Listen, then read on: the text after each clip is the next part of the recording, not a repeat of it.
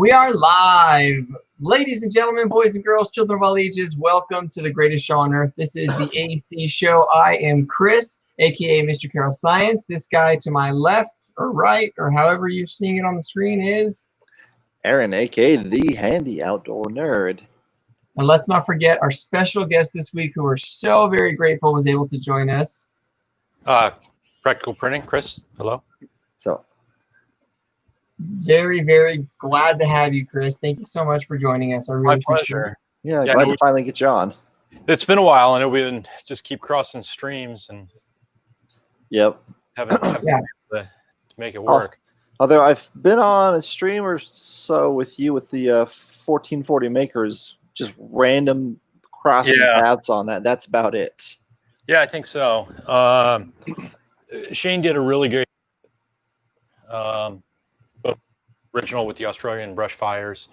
I mean, Shane had spearheaded that, and JT and I kind of, played right tackle for him to get him down the field, and he did a really good job putting that out there. We raised a lot of money.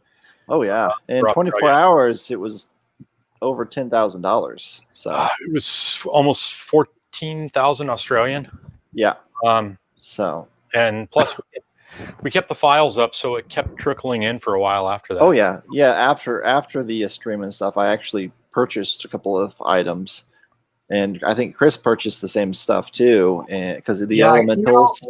And I haven't even I wanted to print that little what is it, the Rescue Rover or whatever. Yeah. I started printing it, but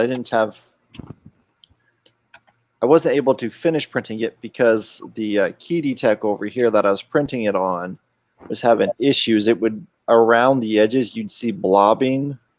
It's because it had the clog in the PTFE tubing for it.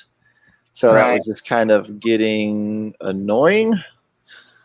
So I still have a couple of the test prints here on my desk. See that one, and let's see if I can get it to zoom in on that. The Koala Yoda. The little baby koala, yeah. That was I think I bought those ones too. Yeah, I think those were two of my favorites. They were all good models. Oh yeah. Props to the person who did the Rescue Rover, because a 3D printable car that you can put together, and if something breaks, you can reprint it. Yeah, that's Tanny. He did a great job on that. That's fantastic. I was awed at that. I was like, that's awesome. I gotta get that. And then I forgot who did the elementals, but I bought that pack as well. I forget who that was. I bought the elementals as well. Because I've done Pathfinder, which is Pathfinder, D&D, the same thing. I've been a DM for it, which I've not been for almost 2 years now. Also, my son is 20 months old today, Chris. Wow. 20 months, huh? And today is my 10th anniversary. Oh, well, happy anniversary, dude. So we went out kayaking for our anniversary. My mom watched our son, and that's what we got to go do. Very cool. we attempted to catch fish, but it was really windy, so we kept getting blown around. But we did see a lot of bass jumping, and they were jerks. They would not go after anything we tossed out there.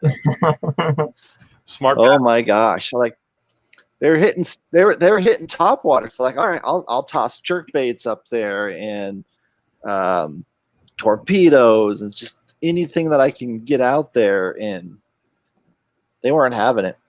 Did you try your new your 3D printed lures or bobbers? No, I have not tried to do that yet. So the lures that I printed are not adequate to use because the wire that I used. But I did actually find my wire for making them. So I can actually properly make some now. And your wife's into that with you as well? I mean, she likes to fish and.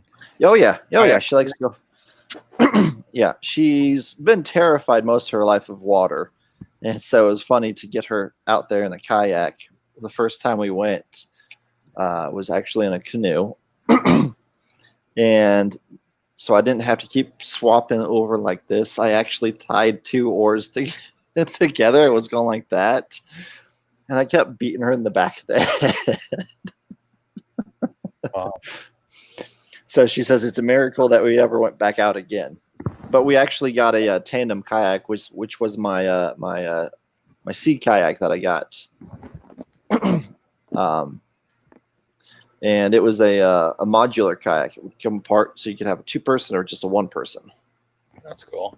So give us that distance. I wasn't popping her in the head, and she felt secure in being a kayak. So I sold that almost 2 years now. I sold that. But we've got our other kayaks. So she's got her own, and I've got my own now, and she's much more comfortable. That seems like a lot of fun. We always have to get the tandems, and my 2 daughters, well, one of my daughters, how do I say this? Either myself or one of my 2 daughters, we always fight who's going to get stuck with my wife. She loves to kayak, but she's the worst at paddling. It's, you tell her, try to teach her how to do it, and it's probably not her strong point, but she loves being out there as well. So you should totally get her one of those sit on top that you just pedal, and then all you got to do is steer like this. So what you need to do is 3D print a little mount so she can just go like this. Yeah. And then just steer it. Just set up maybe like a steering wheel. There we go. So she can pedal, and then you just steer, and then it would just turn that little part down there. I mean, it's pretty simple to do. Yeah, there we go. So that might work. There you go. That might work. I'd probably still end up towing her. No, she can't hear me, so it's all good. Yeah, that's great that your wife enjoys it with you, though. That's important. Oh yeah. So definitely nice. So I've been working on last week and this week to get an order out from my Etsy store. And I was talking to someone that I told them, on the stuff, and they were geeking out over it. And I told them that it's a 3-part thing. Technically, it's a 4-part thing. So you can wear the Star Trek insignia like this. Mm-hmm. Take it off, because I've got magnets and metal. This has got magnets here. I need to cut the piece of metal out, but does that. And you can set it as a necklace.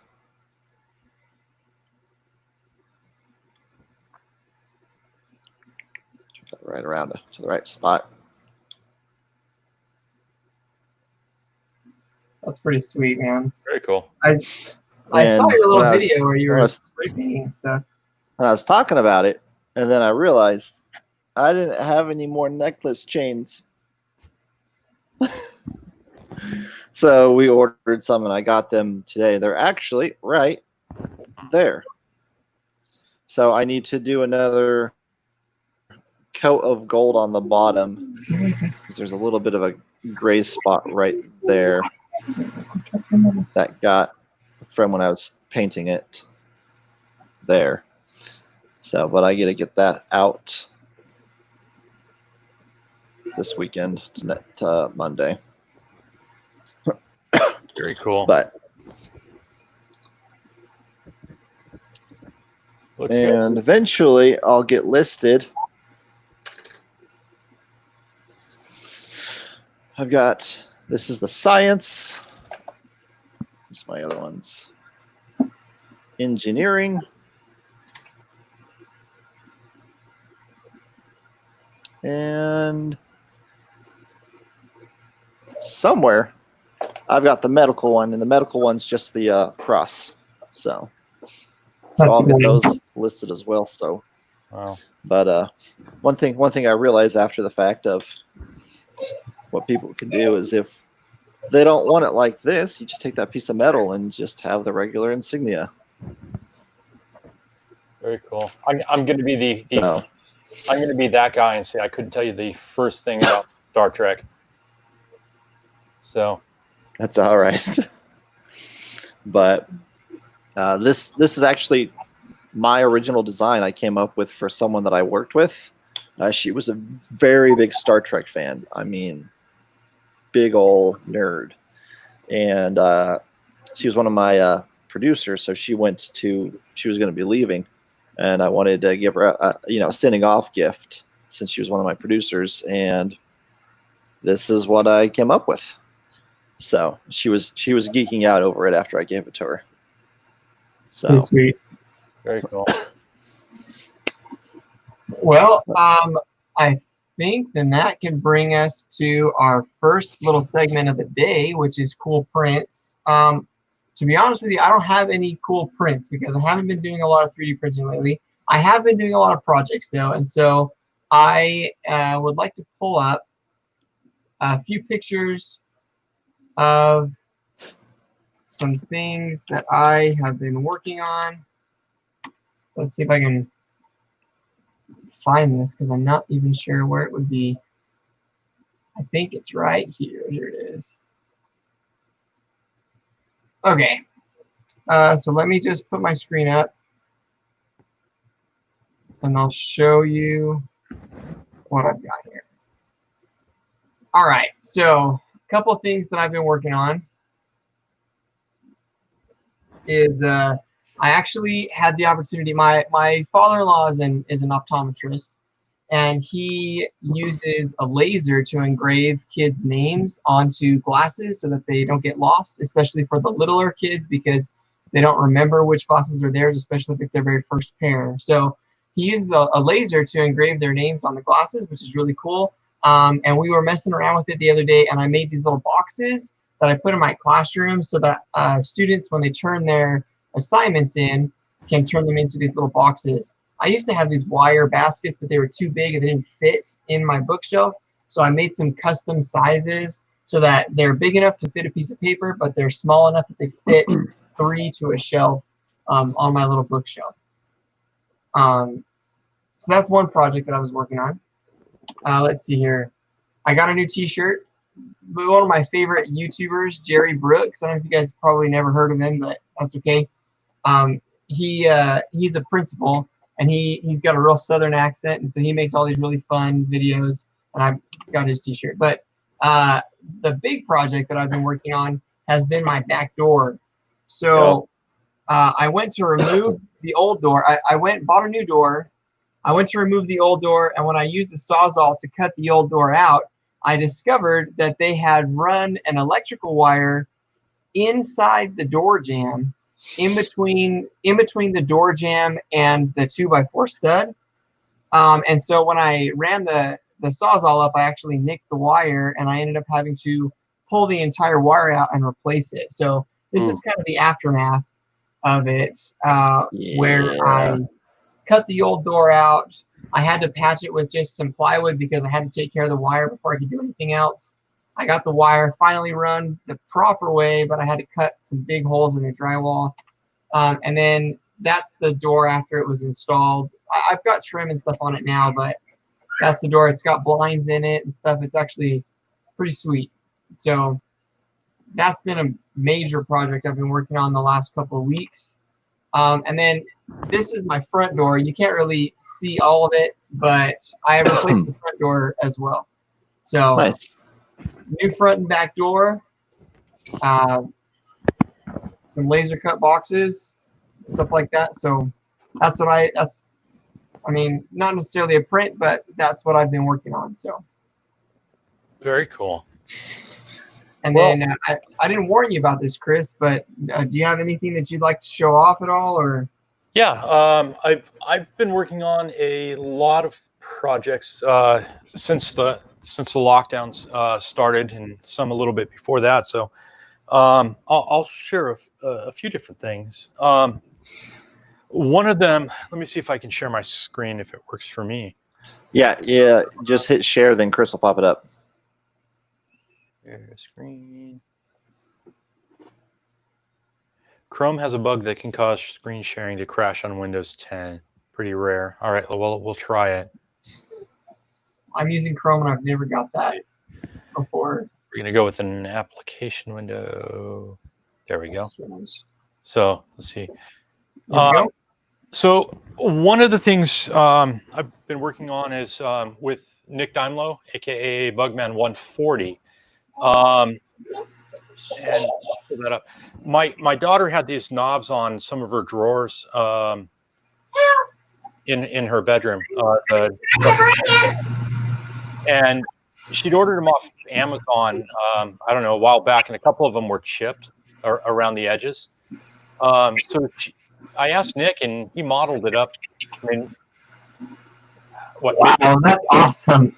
Midnight my time is morning for him. So I hit him up right as I was going to bed, and next thing I know, I'm able to print 3 at a time.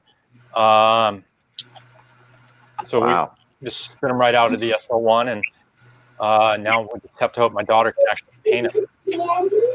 That's pretty cool. I then kind of challenged them. I didn't really need them, but I challenged them to try to say, well, those looked great. Can you make it a drawer pull? So he took 2 of them and pulled them together for me, and added the bar. So now we can do the matching roses with these as a drawer pull, to go with the cabinet handle. And oops. Let's see if I can go back. And of course, it prints also in FDM. That was one I sprayed with just a rose gold, hammered rose gold finish, just to kind of give it a metal look. And that was FDM one, just to compare the difference. The FDM one, if you look at it with the little layer lines, it almost looks like it was cut out of wood, just layered. Yeah, a little bit. Yeah, it has an organic look to it. It's pretty cool. I like both versions of it. That is really cool. Yeah, those are super pretty. And then while I was on the knob kick, I'd found these on, I think prusaprinters.org. Gentleman had modeled the sea turtle. There was actually a third one in the shells. These I printed in flexible resin. Flexible resin? Yeah. So Soraya makes it's usually meant to be used as an additive, but they call it tenacious, but it's a more flexible resin. So you can add it to a more brittle resin, say like an 80-20 or a 90-10, ratio, just to add a little bit of flex to the more brittle resin so that they're not going to break when you drop it or something. Yeah. I ran this the other way around. I added 20% of their blue resin just to give it the color, because the tenacious is kind of clear, and then the rest was flexible. So they're just cabinet pulls, but I did the flex because I didn't want these flippers to break off. Right. And pretty cool. Let's see. I saw that. I actually commented on that. Yeah, this was one. Kind of wanted to test a little painting technique. Nick, this is also designed by Nick Daimlo. He calls it his diamond bowl. It's printed at half size on the SL1 in resin. But what I did was I took the paint cap. So I did the chrome paint first on the top, and then I flipped it over and stuffed it. It's the right diameter to stuff it right into the paint cap. So I could just spray straight down, and that just kind of acted as like a natural mask so that the paint would only hit, the one side. Wow. So it's not perfect. You can see a little bit of the blue transferred through, but yeah. Still for rattle can, it was kind of cool. That was pretty cool. Yeah, no, that's really cool. And then one of the other things I've been working on, let's see if I can stop sharing and go back here, is the back room of our house. This isn't even 3D printing related at all, but the back room of our house was, when we bought the place 10 years ago, we added on an extended sunroom, or an enclosed patio. So the back wall was stucco. And we've been wanting to do something about that for about 10 years. so I started off over a couple of weekends. I basically put oriented strand board, 4x8 sheets of oriented strand board, and trimmed that in around the windows and the doors that had come out, to give a base to nail or to work with rather than trying to hammer into stucco. And then we bought this wood. It's reclaimed wood, kind of like what you have behind you there, Chris. Yeah, I guess. Yeah. But these are only 1/4 inch, 6 millimeters thick or so. Yeah. These were reclaimed from fence boards up in Northern California from about the time of the fires. Wow. Last year.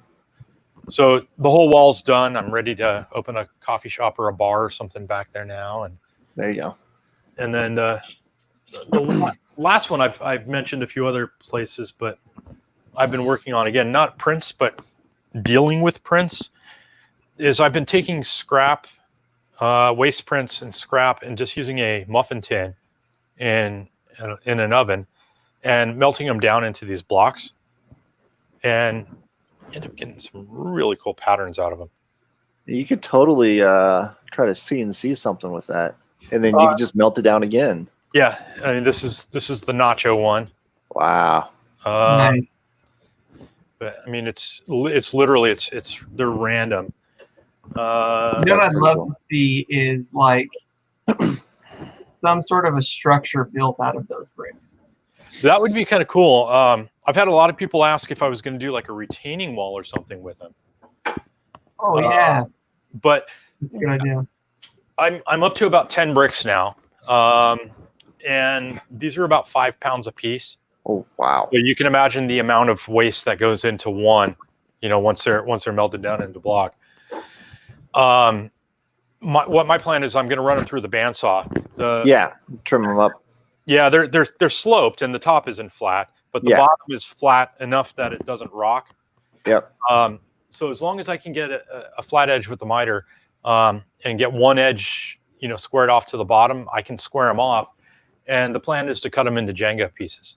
Ooh. So just. Oh yeah.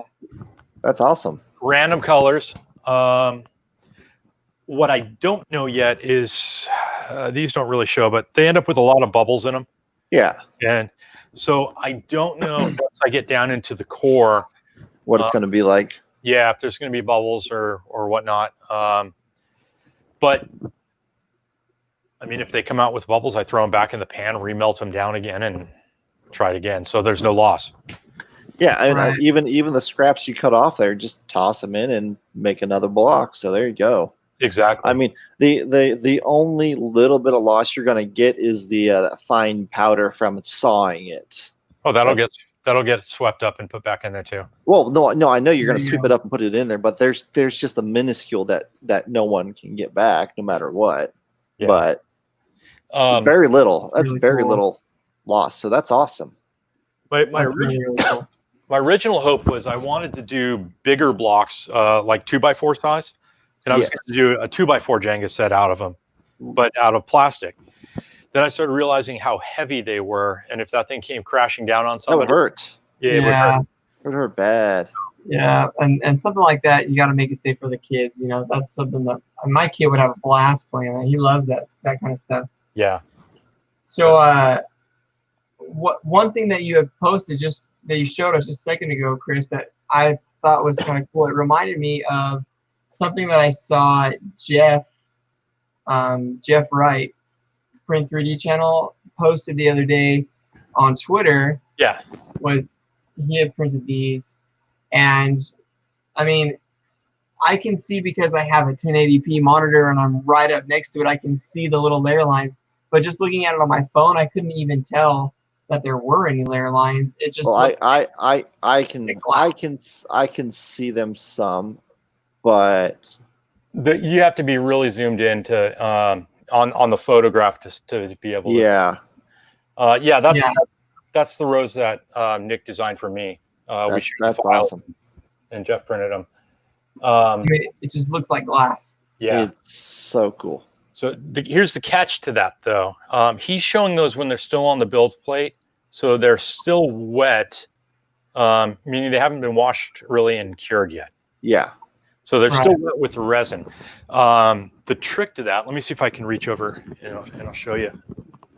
This is something else I've actually been working on with Nick too, but wasn't really planning on sharing it off, but it illustrates that point. These are, I don't know if you can see how that's frosted looking. Here, let me. Yeah. So Looks frosted. once you wash it, now these have actually been recoated with a gloss coat. So the gloss coat will get the transparency back on the outside, but if you can see, there's a diamond on the inside. Yeah. I'm going the wrong way. So what we did with these is printed the knob, we dripped the coloring down into it, swirled it around, dumped it out, and then cured it. The problem is once it's washed and cured, it's going to get a frosted look, unless you put a gloss back on it. But if you can't get the gloss on every side, these are glossy on the outside. This one's a little bit, maybe it's more pink, so a little bit easier to see the gloss on the outside. Mm-hmm. But inside the hole and the cavity on the inside, you don't have any way to treat that. So with like the rose, it's trying to think if I have one here. Like with the rose, it's going to be with the transparent like that. Unless you can get your clear coat underneath the petals on every side, you're going to get some frosty, which could play into it or not. Let me ask you a question, Chris, because I don't have a resin printer. I see these pictures that Jeff posts, and I just go, man, I'd like to have a resin printer. But then I'm reminded of how dangerous they can be, and I got little tiny kids that I'm sure would get into it, and that would just end bad all around.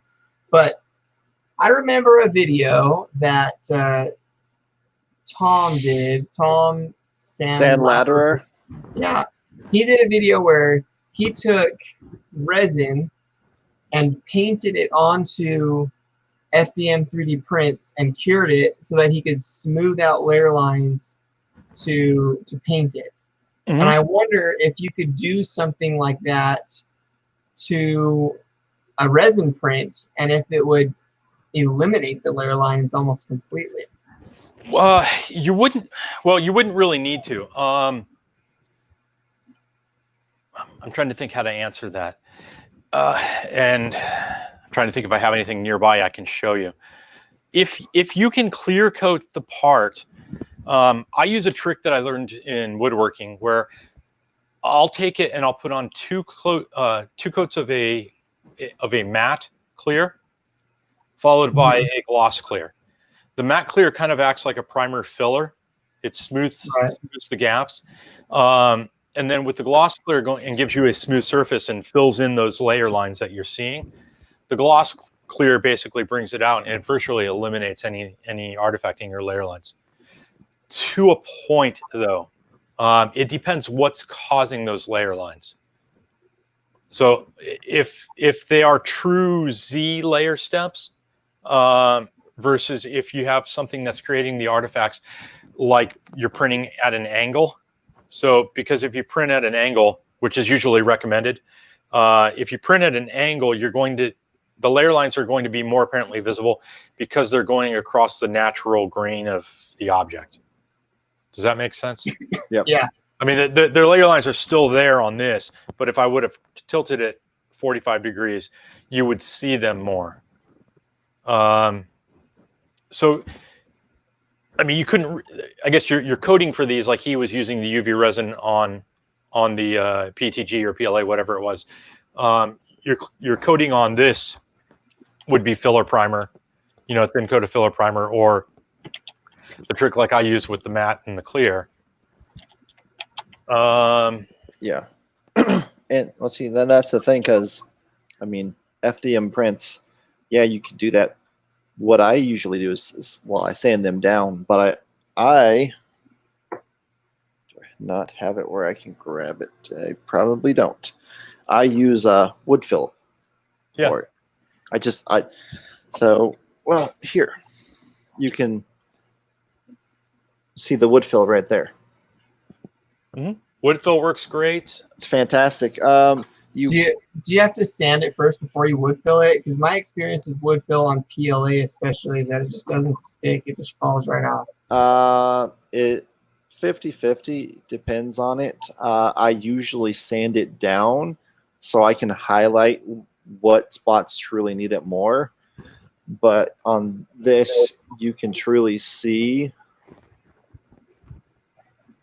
where it's filled in. I see. You're filling entire holes, though. You're not just filling layer lines. Well, I am filling layer lines too, but like on the top, I sand it down. I do the highest quality I can. I don't do 100%. That's 15% infill on those because they're, like 35 millimeters long. But I only do high quality on something like that because, let's see. This has had nothing done to it. So you can see. You can see a little bit there. Yeah. If you're just wanting to hide the layer lines, one trick that works good is plain old white glue. Just brush on with a thin coat of white glue, let it dry, and it's sandable. Yeah, you can also drop on super glue if you want, because once it dries, it's sandable. Because if you look on the end of this, that's actually got super glue on it. Because this was one of my little test things, but I moved the holes. So instead of the holes being the right spot, so instead of the holes being there, I kept this small hole here, but the holes are like that. Right. Because I can't have it go across to different ones with how this one was designed. So I had to fix the design on it. But I use this with super glue. And actually, some of the stuff where I put wood fill here for after I set the metal into this, I've thought about just dropping super glue over it, letting that cure, or even dropping, was it baking powder, soda? Baking soda. Soda onto it, letting it dry faster that way, and then sanding it instead of waiting for the wood fill to dry completely. Have you thought about using ramen noodles? Using what? Ramen noodles. Have you seen the video that King of Random made where they tried to fix things with ramen noodles? There's these viral videos of people fixing things with ramen noodles and super glue. It's essentially the same process as baking soda and super glue, but they fix like plates and sinks and all kinds of stuff, and they just shove a bunch of ramen noodles in there with a bunch of super glue, and then they sand it down and fill it and paint it, and it looks like it was always meant to be that way. Wow.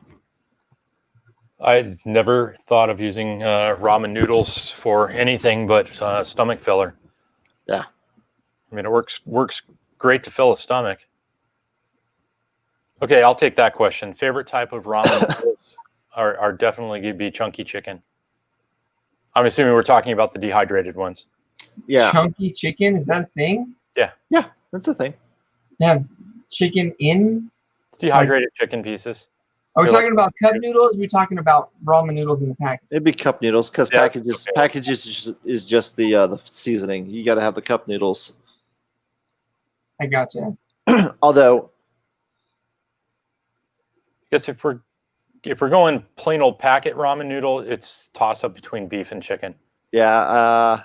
Usually I think I'll lean a little bit more towards chicken sometimes with the package, if it's just the original. But sometimes you just got to mix it up and go back and forth because constantly one is just not as good. You get tired of it. You get burnt out. I've actually got a couple of recipes for enhancing ramen noodles, like ramen noodle hacks. And I thought about making a video on ramen noodle hacks, but I figured nobody would watch it. So. I've seen people do them on YouTube.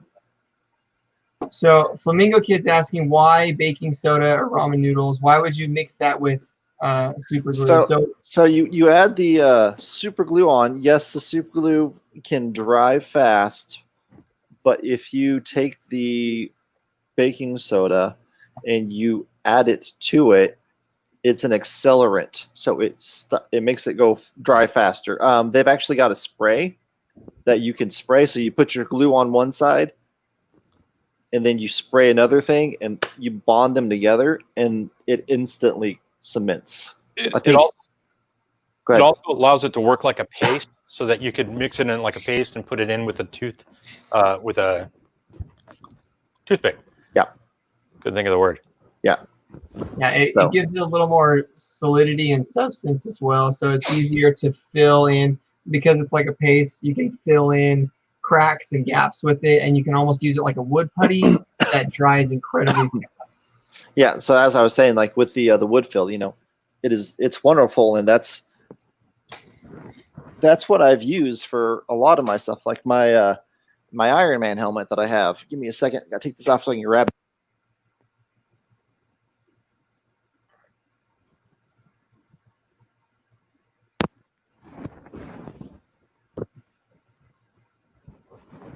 Can't hear you, Aaron. How about now? Now you're good. Okay.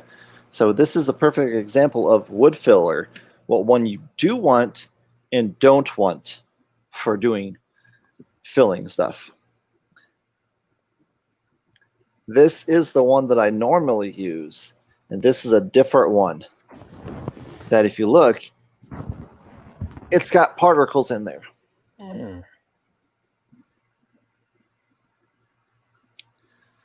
And it actually makes it more of a hassle to try and sand this darker one than this one. This other one, this is smooth. Yeah.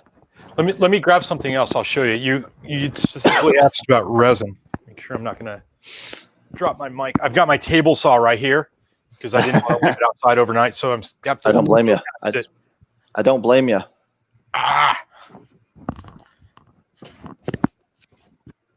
Let's see if I can find this.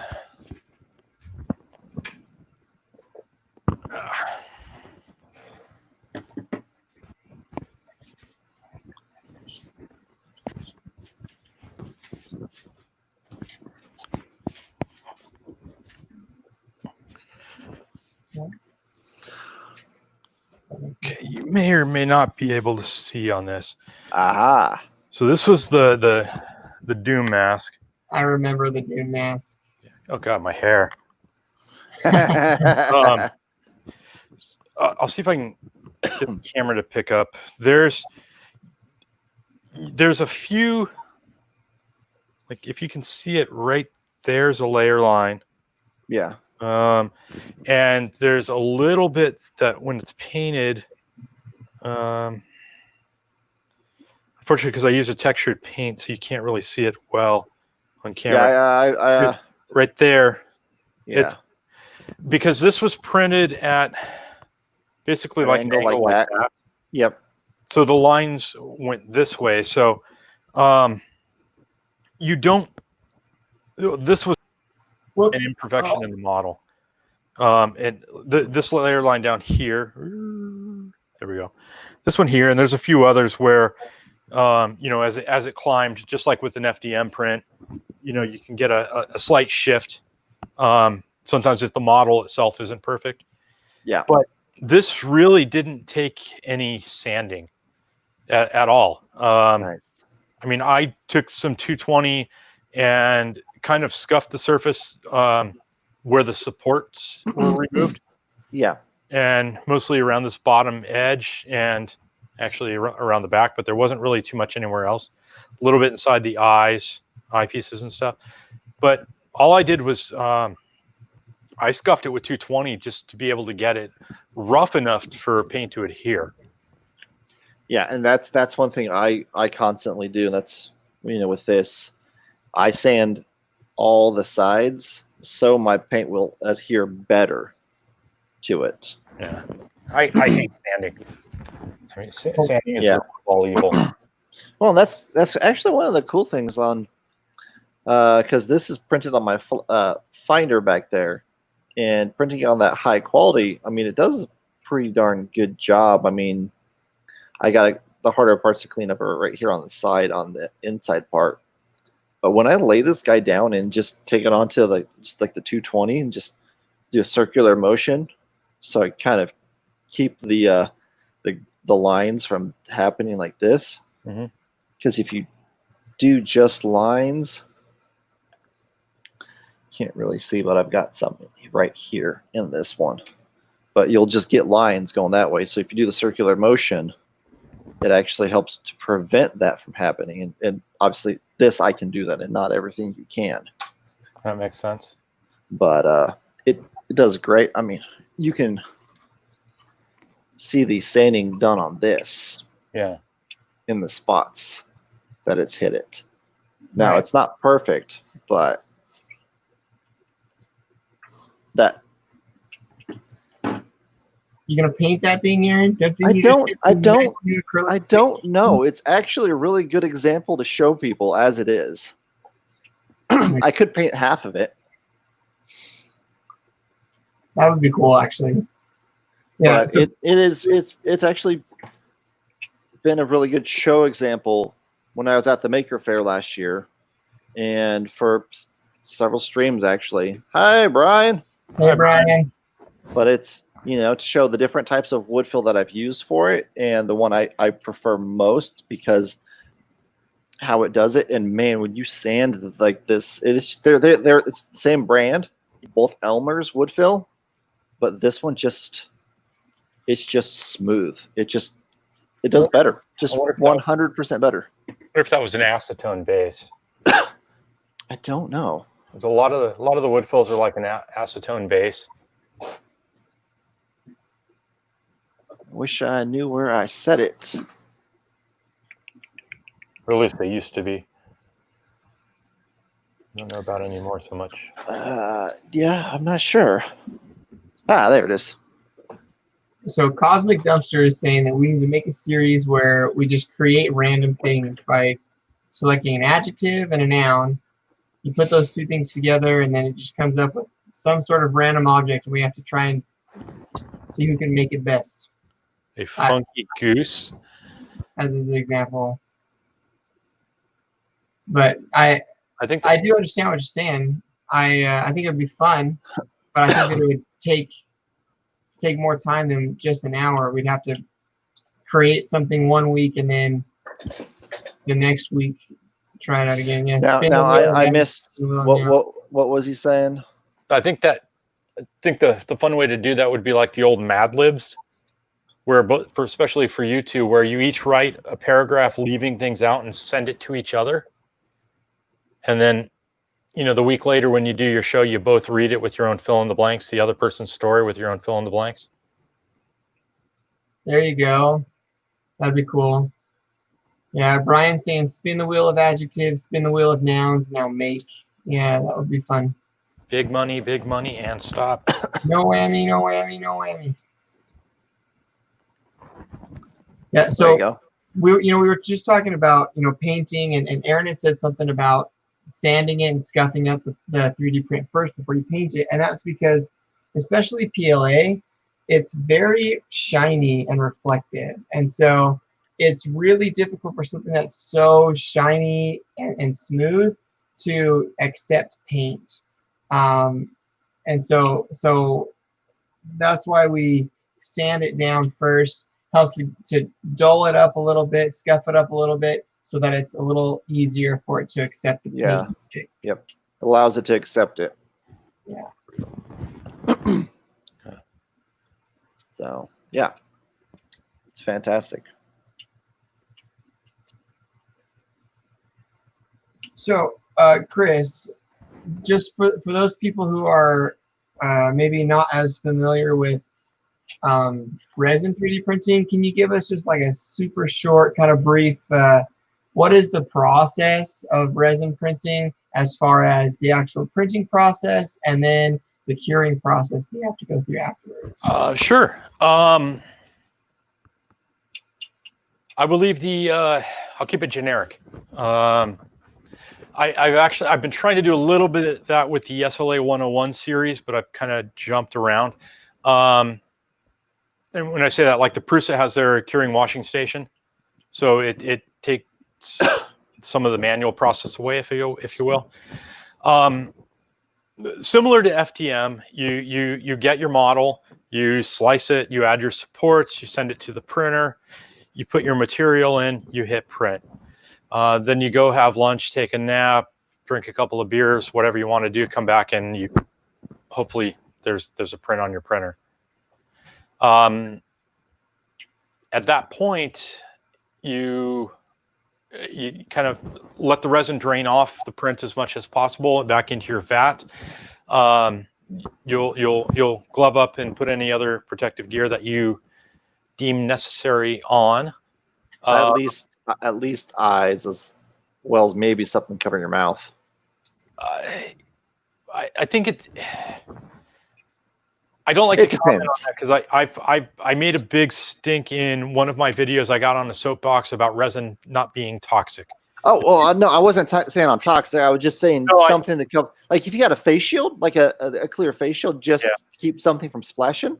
Because you don't want that in your eye. No, you don't. That's where I'm getting at. Just keep it out of your eye and out of your mouth. Yeah, it's to be honest, it shouldn't be splashing. Yeah. But and again, it depends on if I'm working with something like a phenom size print that's this big, then yes, I wear, full safety goggles, and I actually will usually put on a suit. See that? And I'll explain that when I talk about cleaning it. But if you're dealing with something like the Mars or the SL1, you're not really going to be splashing much. Your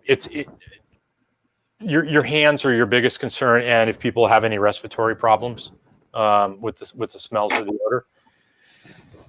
But it's never a bad idea. I mean, if you're more comfortable covering your eyes or your face, it's never a bad idea. Oh yeah. Each person's comfort zone. Oh yeah, and my mind wasn't saying, oh yeah, because breathing in the fumes. I mean, yeah, I have FDM printers, and I'm in the room when I'm printing with those. So the fumes. There are some. Again, I'm using the word toxic loosely here, and that's where I took some heat after I got on my soapbox about saying resin isn't toxic, because I didn't use air quotes. I mean, obviously resin is toxic, and so is simple green, and dish soap and bleach, and spray paint, and anything else that we use. That the common sense factor comes into it. Yes. But it's when I say that resin's not toxic, I mean it's not nuclear waste. It's not a vat of acid. Yeah. So it's nothing extreme. But anyway, so once you pull your part out of the printer, it comes time to wash it. There's different schools of thoughts. The first thing that you'll do is take your print off of the build plate, with a scraper. And then you'll wash it. And there's different schools of thought. General school of thought is to use isopropyl alcohol, IPA. Some people will, if you can get it, use denatured alcohol, and it actually works better. We can't get that in California anymore. It's been banned out here, although I did find a workaround recently during this pandemic. But so IPA is the go-to. Some people will talk about or talk saying that you can use like mean green or simple green or some of the degreasers and stuff, and they've had limited success with that. And they like to use an ultrasound, and there's trade-offs to those. I can dip it for 2 seconds or 30 seconds into a bowl of isopropyl alcohol, and I'll use a paintbrush or a natural bristle brush to just wash away any uncured resin. Whereas if you're using something like mean green, it needs to go into an ultrasonic cleaner for an extended period of time. Because it's not a solvent, and it requires a solvent, either a solvent or mechanical force to get the resin off. I'm oversimplifying, but that's the general concept. Yeah. IPA is the general practice, and depending on the size of your print, you can either dunk it in a vat and swish it around, or you can do it like I do as a combination. Is I'll dunk it, or I'll spray it with a squirt bottle full of IPA. To minimize the use, I'll just spray it on, and I'll use a chip brush or a natural bristle. Can't say that word. Natural bristle brush to get in the crevices and stuff, and then you rinse it again. At that point, you want to let it completely dry. You shouldn't see any shiny spots where the resin would be left, and that's when you can cure it. And to cure it, you just expose it to UV light, depending on the resin, anywhere from a minute to an hour. And well, depending on the resin and the intensity of the UV light.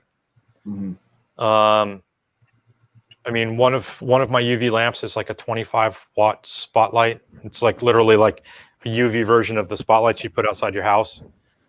And I can cure a part, something of like this size, in, I don't know, a matter of a couple of minutes, or I could leave it out in the sun for a couple of hours.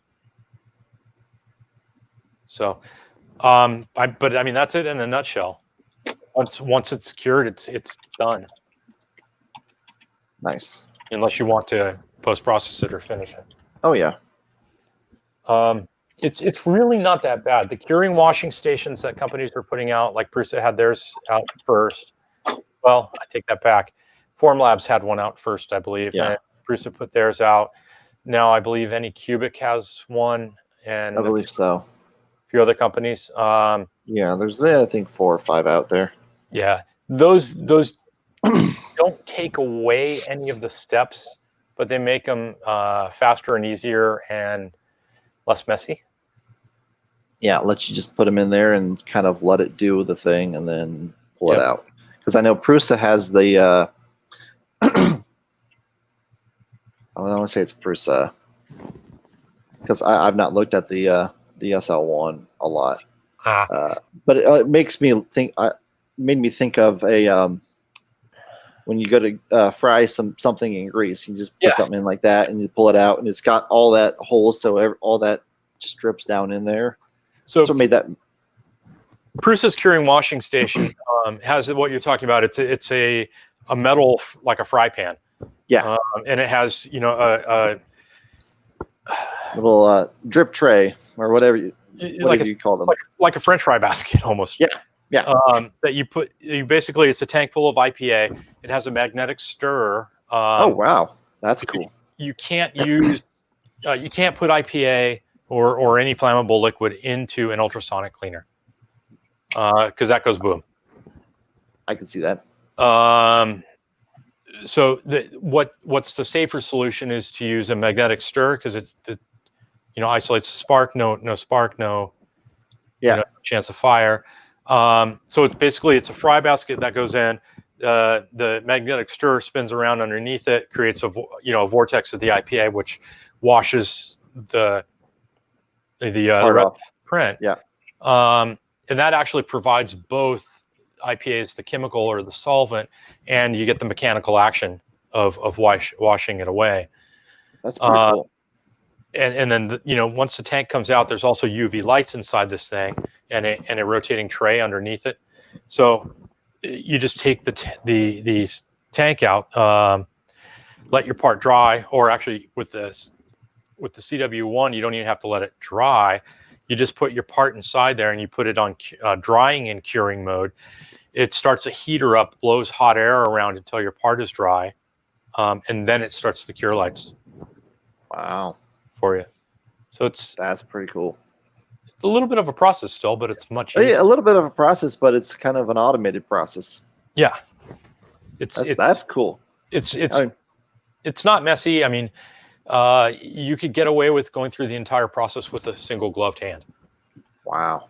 You See, know, I mean, I looked at the SL1 and I saw it was like $1,000, and I'm like, I can't do that. keep going. It's more than that. Well, I know it's more than 1,000, but you know, if it's more than 1,000, I know I can't afford it right now. Yeah, I know I can't. So it's out of my price. The SL1, it's a great printer. I mean, everything has flaws, and its biggest flaw for the hobbyist. Oh yeah. The biggest flaw for the hobbyist market is the price point. Especially when you have the $200 mark. I agree. Out there, or $250. And Prison never intended. Now here's the thing: whenever you buy it, does the curing station come with it? If you buy it as a kit. As a kit, the curing station will come with it. Well, okay. I mean, let me rephrase that. The SL1 itself, you can buy pre-assembled or unassembled. Maybe bundle would be the better word. You can buy it as a bundle with the curing washing station, or you can buy the washing station separately. It's not cheap. I mean, the curing washing station and the SL1, I would not recommend it to somebody that's on a budget. Well, and I guess the cool thing about that you can buy it separate is if you've got other resin printers, yes, you could just buy the washing station, and there you go. Yes. So that's pretty cool. And there's alternatives to it that are much more palatable. Curing washing station itself is $600 or $700, and there's solutions less than $100 out there. So it's target audience, though. You know, the target audience for the SL1 and CW1 bundle is dentists and jewelry stores and people that need that level. Not somebody that's making miniatures at home. Yeah. That's actually one conversation I have whenever I'm at the dentist and stuff, because, you know, 3D printing and all that. Talk about resin printers and stuff with them, and different ones. So, I mean, the SL1 wasn't even out at the time I started talking to them about, you know, resin printers and everything. Mm-hmm. But if you think of that compared to doing some of the other stuff, they get to scan with your mouth. They can take that and finish that file and turn it into your dentures. Yeah, that would be. It'd be nice if we can get to that point where we can get scan and. So that'd be pretty cool. Yeah. So my dentist, I had to get a crown put in. It's been a couple of years, but my liege.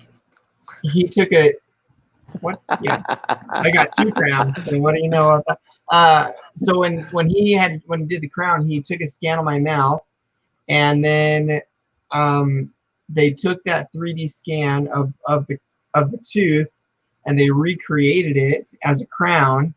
And then they took and they have these little tiny blocks that attach to a CNC machine, and then it's like a rotary CNC, and it cuts out the shape of the crown. And then he just sent it over to a resin curing station, essentially.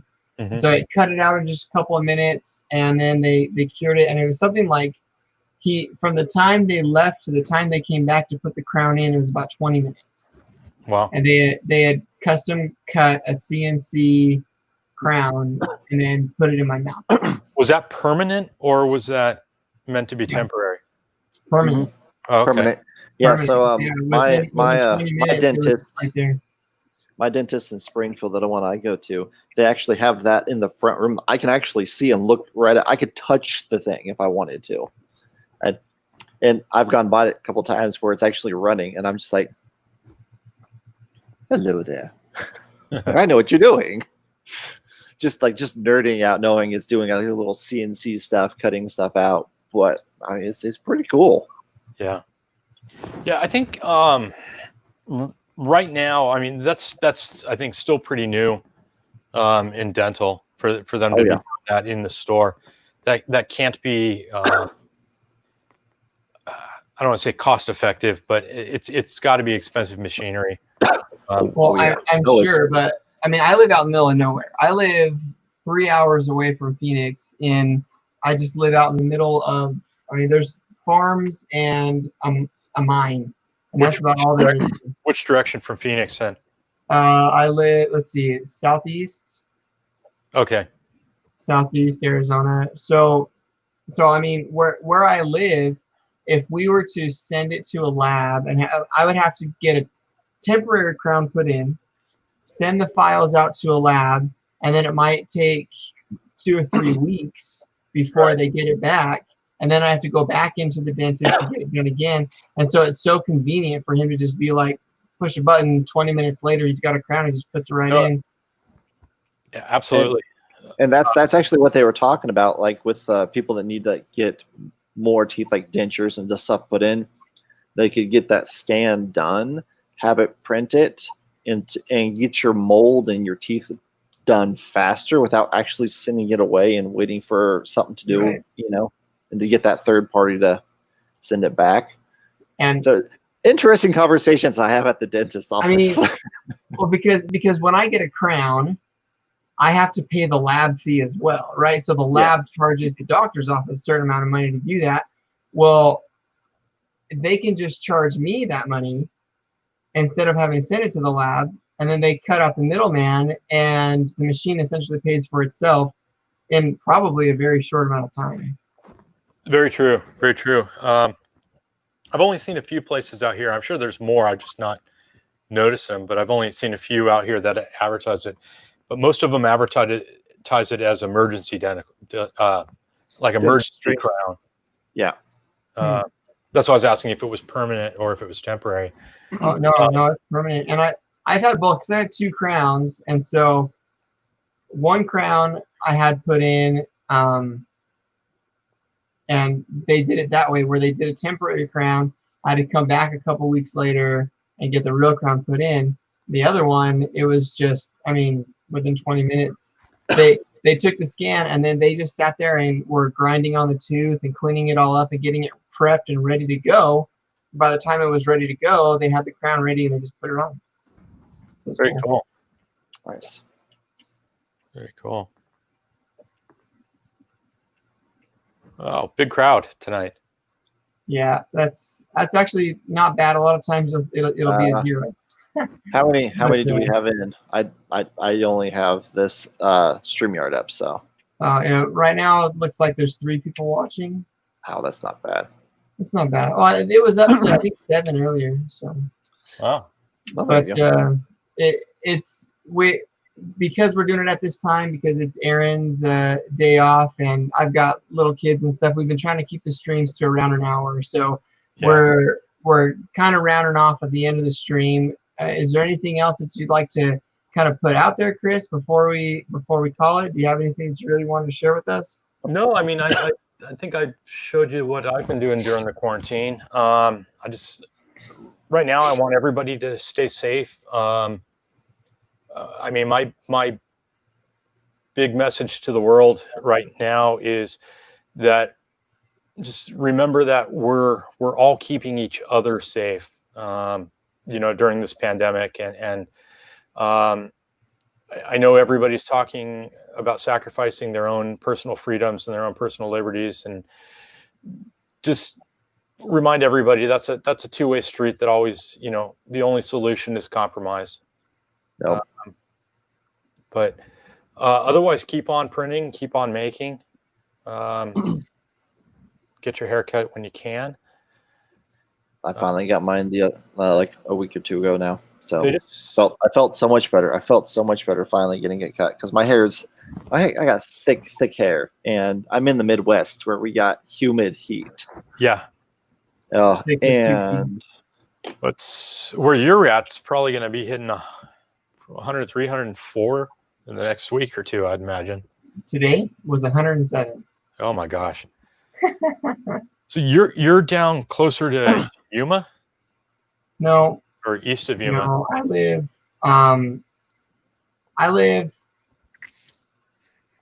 in the Gila Valley, and so I live like in a valley and then there's a couple of mountain ranges just kind of around us. So where I live, it gets up to be, 115 sometimes. I haven't seen 120, but I've seen 117. Wow. But within 2 hours, I can drive up the mountain right by I got a mountain right out my back door. I can drive up that mountain in 2 hours, be in Canada, essentially. Because I live in the lower Sonoran Desert, and it goes all the way up to, what is it like? Just over 10,000 feet. Mm-hmm. We've got something in Palm Springs, in that area. Literally, you can be at the valley in Palm Springs, and it's 115 outside, and you can drive up an hour up the mountain, and it'll be ice cold. Yeah.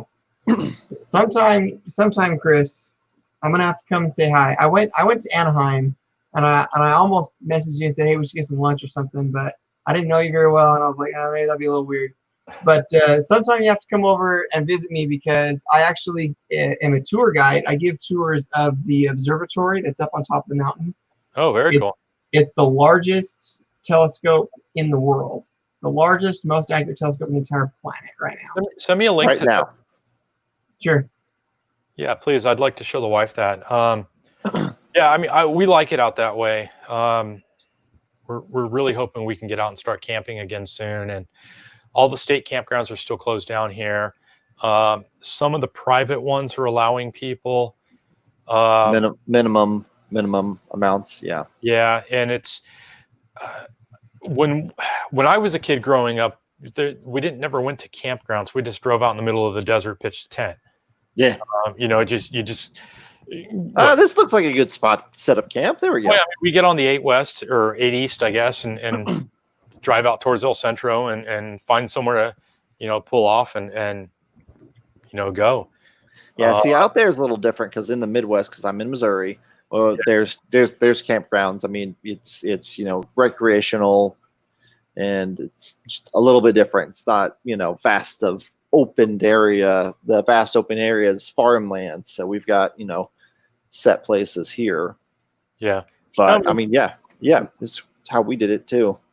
Yeah, it's changed. So I don't know if you're allowed to do that anymore.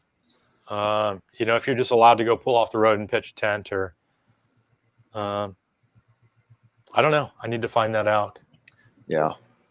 Yeah, I don't know. I mean, we live in a world where there is no land that is not owned by someone. Right. And so it's become one of those.